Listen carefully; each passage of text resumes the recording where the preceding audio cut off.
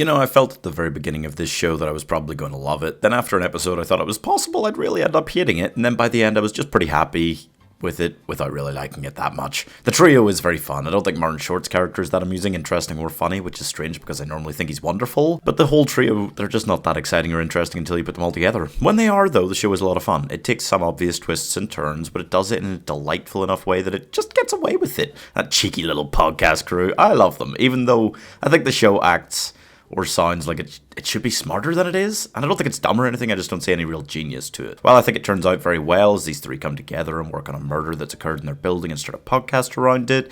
Never mind that these characters would be, considered the irritating tone-deaf bricks in any other series about murder, but in this they're a quirky kind of crew of misfits, so everything's fine. And they actually solve the case after harassing everybody and getting it wrong a dozen times. They're not that good at this, but it works out, and then they go to jail where they probably belong, just not for murder. I'm giving only marginal world building 66 out of 100.